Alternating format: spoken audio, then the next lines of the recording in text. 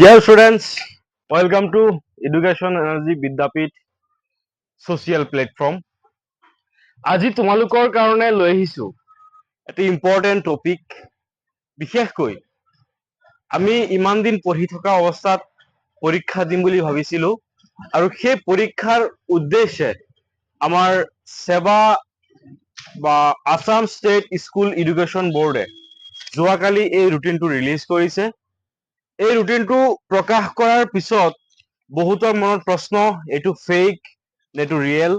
আচলতে এইটো ৰিয়েল হয়, এই ৰুটিনটো ৰিয়েল। চোৱা, এই ৰুটিনখনত তোমাৰ আছে ফেব্ৰুৱাৰীৰ 15 তাৰিখে ইংলিছ মৰ্নিং 9টাৰ পৰা 12 বজালৈ দুপৰীয়া। ফেব্ৰুৱাৰীৰ 17 তাৰিখে আছে তোমাৰ MIL ইংলিছ অল্টাৰনেটিভ, যিটো আছে MIL অৰ ইংলিছ অল্টাৰনেটিভ। তাৰপিছত আছে ফেব্ৰুৱাৰীৰ 21 তাৰিখে আছে তোমাৰ জেনেৰেল মেথমেটিক্স সাধাৰণ গণিত। ফেব্ৰুৱাৰীৰ 24 তাৰিখে আছে তোমাৰ জেনেৰেল সায়েন্স সাধাৰণ বিজ্ঞান। তাৰপিছত আছে তোমাৰ ফেব্ৰুৱাৰীৰ 27 তাৰিখে তোমাৰ ছচিয়েল সায়েন্স সমাজ বিজ্ঞান।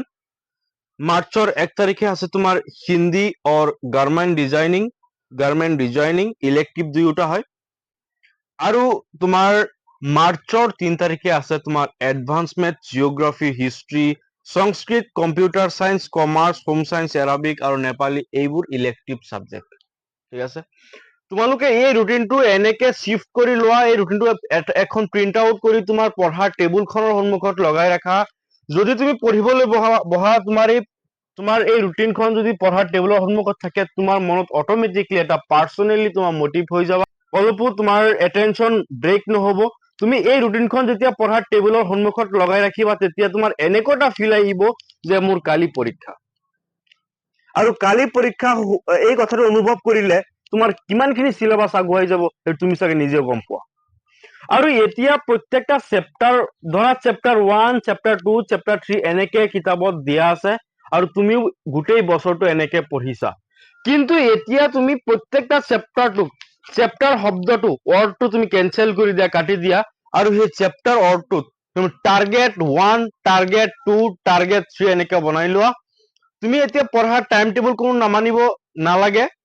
মানিব নালাগে তোমাৰ এই পঢ়াৰ টাইম টেবুলখন। এই পঢ়াৰ টাইম টেবুলখনত তোমাৰ টোপনিৰ পৰা উঠিয়ে ভাবা আজি তুমি কি টু ডে লিষ্ট তুমি আজি কি কৰিবা, কি কাম কৰিবা। টু ডে লিষ্টত তুমি টাৰ্গেট 1, টাৰ্গেট 2, টাৰ্গেট 3 এনেকে প্ৰত্যেকটা সাবজেক্টত তুমি বনাই লোৱা। যেতিয়া তুমি সেই সাবজেক্টটো তুমি বনাই ল'বা, সেই চাৰ্টটোত তুমি যেতিয়া ৰাতি শুবলৈ যাবা, চাৰ্টটো মেলি ল'বা, তুমি তাত কি টাৰ্গেট এচিভমেন্ট কৰিছা। যদি তুমি টাৰ্গেটটো এচিভ কৰা নাই, তুমি শুবলৈ নাযাবা। আৰু যোন টাৰ্গেটটো এচিভ কৰিছা, তুমি শুবলৈ যোৱা। যেতিয়া তুমি টাৰ্গেটটো এচিভ কৰিছা, ধৰা আজি তুমি চেপ্টাৰ 1 লৈছা মানে টাৰ্গেট 1 লৈছা সায়েন্সৰ, মেথছৰ চেপ্টাৰ 1 লৈছা মানে কি টাৰ্গেট 1 লৈছা। যদি তুমি টোটেলি কমপ্লিট কৰিছা, তুমি সেই চেপ্টাৰটো তুমি কাটি দিয়া। কাটি দিয়াৰ লগে লগে তোমাৰ মনত এনেকুৱা এটা সাহস আহিব, মই চেপ্টাৰটো টোটেলি এচিভমেন্ট কৰিছো, টোটেলি শিকিছো।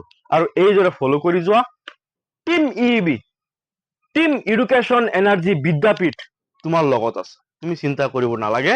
তোমাৰ কিবা অসুবিধা হলে কমেন্ট বক্সত জনাবা, আমি সেইটো সমাধান কৰি দিম। আকৌ কৈছো যদি তুমি এই গোটেই বছৰটোত নাই পঢ়া, কমচকম এই এমাহ তুমি নিজৰ বুলি সময় লাগি যোৱা, তুমি এই এমাহতেই তুমি যিকোনো ক্লাছতে নপঢ়া কিয়, 9, 10, 11, 12 তুমি ভাল ৰিজাল্ট এটা কৰিবা। তুমি এই এমাহ লাগি যোৱা। তুমি ডেইলি 12 ঘন্টা 13 ঘন্টাকে লগাই যোৱা, তোমাৰ টোটেল কোৰ্স ফিনিশ হ'ব। তুমি চিন্তা কৰিব নালাগে, প্ৰত্যেকটা সাবজেক্ট তুমি ভাল মাৰ্কস পাবা, এইটো মই তোমালোকক আশ্বাস প্ৰদান কৰিছো। গতিকে আজিৰ এই ভিডিঅ'টোত মই ইমানখিনিতে বিদায় লৈছো। নমস্কাৰ।